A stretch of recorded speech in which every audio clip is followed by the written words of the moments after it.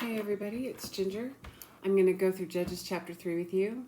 Or no, actually 4. We did 3 last time. So let me give you a little recap of what happened in Judges 3.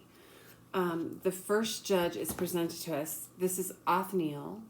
He is the son-in-law and nephew of Caleb. And he was able to defeat the king of Mesopotamia, who was harassing the people for 8 years. They cried out to help. They weren't following the Lord. And they were, but when they got desperate because of this king's harassment, the people cried out. Othniel was able to defeat the king of Mesopotamia, and then they had peace for 40 years. That's a long time. They'd been harassed 8 years and then had peace 40 years. Well, picture it. They're having children during this 40-year period. They're obviously not maybe training their little ones well enough to know the Lord, because the people began to do evil in the sight of the Lord again. Let me read chapter 3, verse 12. Now the sons of Israel again did evil in the sight of the Lord. So the Lord strengthened Eglon, the king of Moab, against Israel, because they had done evil in the sight of the Lord. So after that, after the 40 years of peace, the people are doing evil again, worshiping those false gods, not following God, maybe probably not even believing in him. Moab is down here. And the king of Moab, his name was Eglon, starts harassing them. And he harasses them 18 years. You know, the prior king harassed them for 8 years. This king is harassing them for 18 years. Kitty, don't do that. Kitty, no. My kitty's always grabbing things like gloves and socks and hauling them off. He loves soft things. Anyway, so this king of Moab, Eglon, he harassed him 18 years, and then the people get desperate and they cry out to the God that they should have been following all along. Now, Eglon lived down here in this territory, this Moab. And the Moabites were the descendants of Lot and his eldest daughter. Remember, there was an incestual situation, and they had a child together, and that was Moab. And these are those descendants, the Moabites. So, Kitty, please move. Or lay down. Kitty.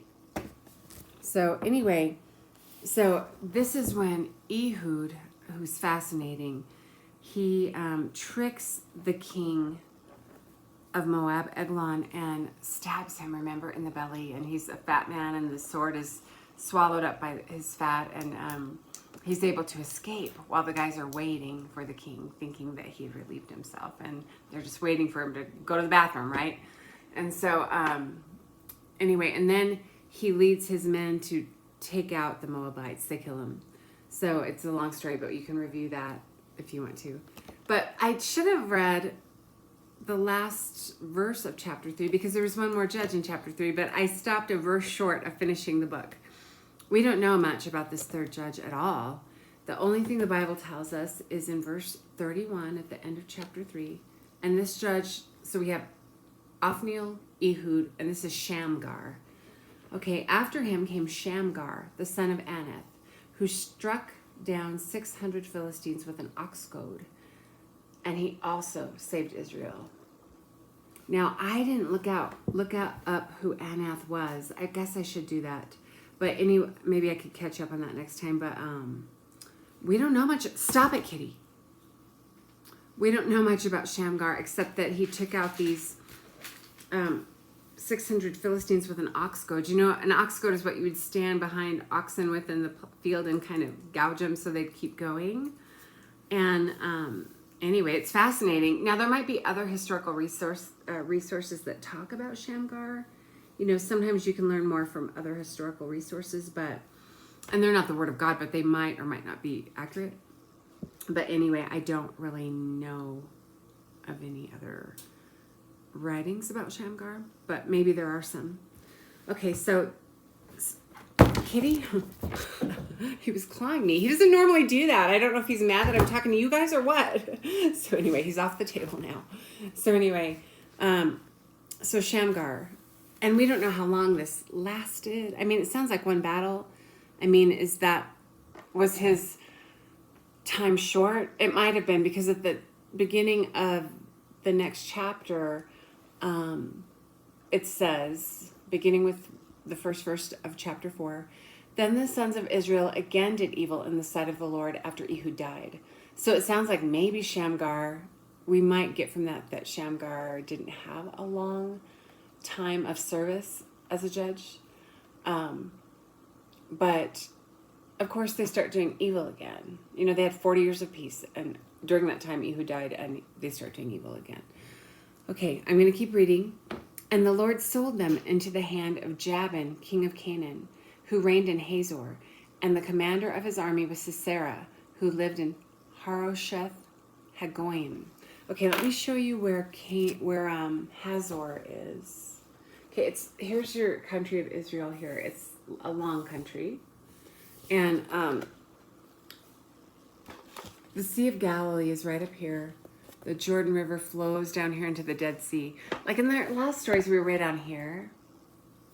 But now we're up above here in Hazor. I don't know if it's Hazor or Hazor, but we're right there. You can see that. Okay, and the town, the commander, the king, Jabin,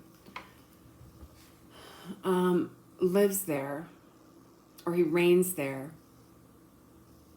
And he has a commander.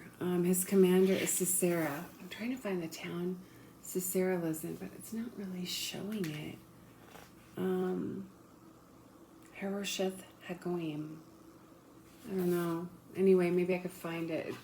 I'm wondering where it is. Maybe I can find it some other time and show you. Anyway. So they don't live in the exact same town, but anyway. So the commander of this King Jabin, his commander is Sisera, Sisery. The sons of Israel cried to the Lord, for he had 900 iron chariots, and he oppressed the sons of Israel severely for 20 years.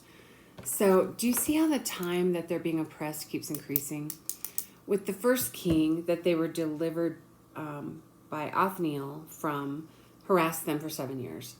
The second king that Ehud had to take care of, it was 18 years. Now it's 20 years. It seems like every time they turn away from the Lord, the time that they're, at least so far, the time that they're being harassed by these Canaanite kings, which they should have eliminated a long time ago, the time that they're harassed keeps increasing. So, So this king, he oppressed the sons of Israel severely. This was bad for 20 years. Okay, verse 4. Now Deborah, a prophetess, the wife of Lapidoth, was judging Israel at that time. So we have a lady judge now, Deborah. And she's not only a judge, but a prophetess. So she's a prophetess. She knows some things that are going to happen. She used to sit under the palm tree of Deborah between Ramah and Bethel in the hill country of Ephraim. And the sons of Israel came up to her for judges. So she would sit under this tree. Let me see if I can find the area. And she would judge. She would judge there. Between Ramah and Bethel. Can't find Ramah, but here's Bethel. Like in this map, it shows, Ephraim is one of the sons, the 12 tribes, and it's right here. And this map, the same area, it shows Bethel. So somewhere, I don't know exactly where Ramah is, but there's Bethel. And I could just look at a couple other maps and see if I can find it.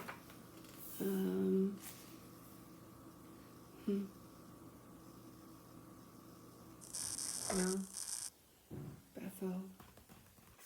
Not seeing it. But maybe I could look it up sometime. Or you could Google it as well. So anyway, she would sit under this tree. And I don't know what it means that she would judge the people there, but use your imagination. Okay. It says people came to her. They came to her for judgment. Now remember, we're thinking of judgment as deliverance. Like types and shadows of Jesus, little saviors who save people in little smaller situations. And even though these situations seem major, they're nothing compared to being saved from our sins, right?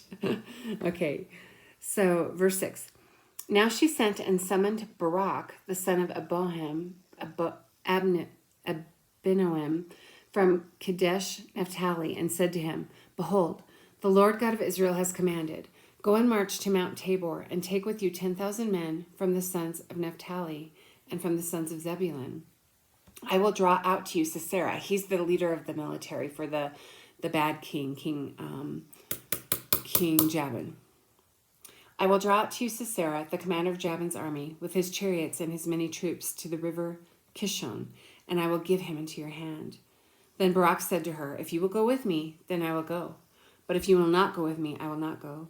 She said, I will surely go with you. Nevertheless, the honor shall not be yours on that journey that you are about to take. For the Lord will sell Sisera into the hands of a woman. Then Deborah arose and went with Barak to Kadesh. Okay, so she tells this military leader, Barak, I need you to go to Mount Tabor. Is it going to show us? I'll find exactly where that is. But anyway, so I'm not seeing it. So you're going to go to Mount Tabor, and you're going to, I'm going to draw out Sisera, who's the military leader for Hazor. Now remember, this is an extreme military leader, and they were harshly treated by this king.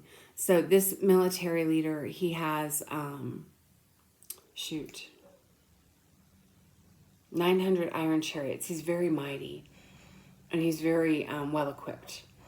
So she says, I'll draw Sisera out, and you guys kill the army, the king's army. And Barak's like, well, I'm not going unless you go with me. And she's like, oh, I'll go with you. But the glory for taking out Sisera, the evil military leader, it's not going to be given to you. It's going to be given to a woman. She's a prophetess, so God has showed her this, okay? So let me keep reading. I will read that verse again, verse 9. She said, I will surely go with you. Nevertheless, the honor shall not be yours on the journey you are about to take, for the Lord will sell Sisera into the hands of a woman. Then Deborah arose and went with Barak to Kadesh. Does it show where Kadesh is? I love maps, and I should memorize where every single place is, and some maps show more than others, but so they go here. Same area, above the Sea of Galilee, way up north. This is up north, and I forget the name of this lake up here, but here's Kadesh. Okay, so they go there.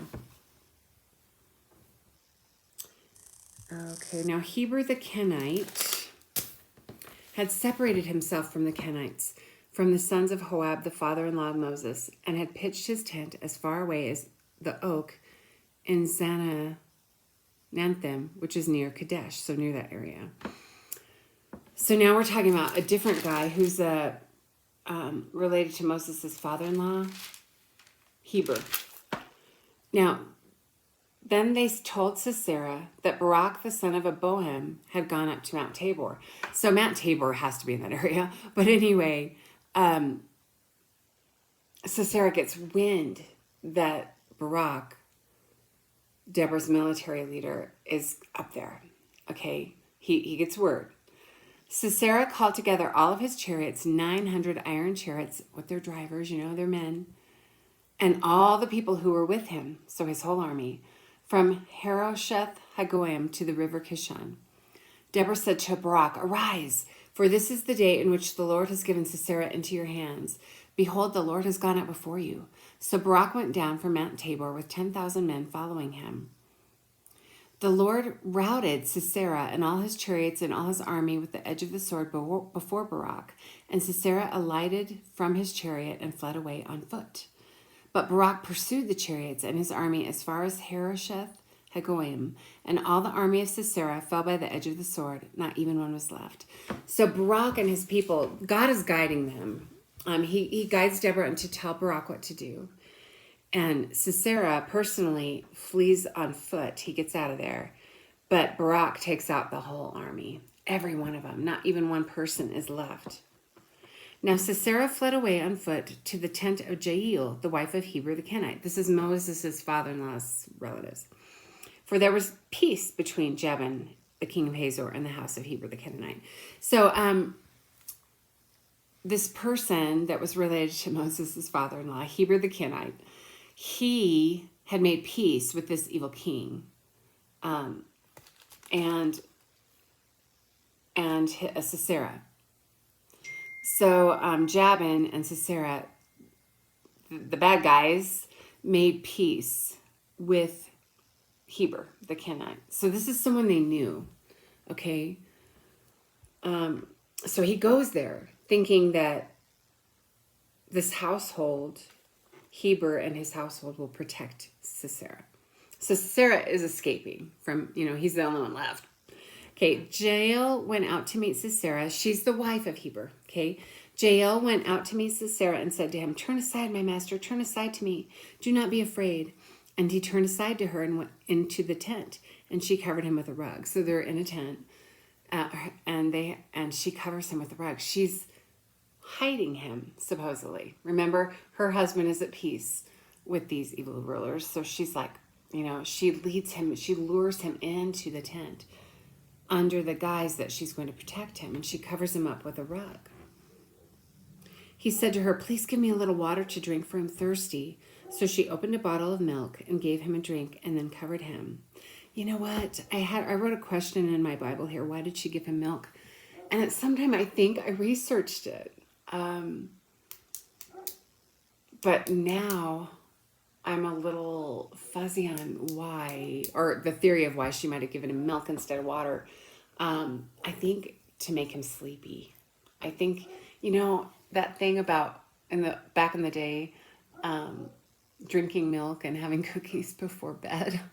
I think there's something in milk that can make you sleepy, and especially he's probably exhausted anyway. So I think that it's theorized that might have been what it is. Verse 20, he said to her, "Stand in the doorway of the tent, and it shall be if anyone comes and inquires of you and says, 'Is there anyone here?' that you shall say no." So he's basically saying, keep hiding me in here and protect me, and so that the Israelites can't find me. But Jael, Heber's wife, took a tent peg and seized a hammer in her hand and went secretly to him and drove the peg into his temple, and it went through into the ground, for he was sound asleep and exhausted, so he died. She killed him. So she's on the side of the Israeli army, but secretly so. So she's on God's side, but secretly so. And she kills him in his sleep with a tent peg and a hammer. The peg went right through his temple. And behold, as Barak, now he's the good leader. Remember, Deborah said to Barak, "The glory of killing Sisera won't be to you. It'll go to a woman." Well, it was the wife of Heber the Kenite that it went to. And behold, as Barak pursued Sisera, Jael came out to meet him. So she goes out of her tent and says, "Hey," and said to him, "Come in, and I will show you the man whom you are seeking." And he entered with her, and behold, Sisera was lying dead with the tent peg in his temple. So God subdued on that day Jabin, the king of Canaan, before the sons of Israel. The hand of the sons of Israel pressed heavier and heavier upon Jabin, the king of Canaan, until they had destroyed Jabin, the king of Canaan. So this is how God used a lady judge, Deborah, and a woman to take out the king of Canaan, Jabin, and his whole army and his military leader, Sisera, who was a brute. Anyway, meditate on that, and I'll see you next time.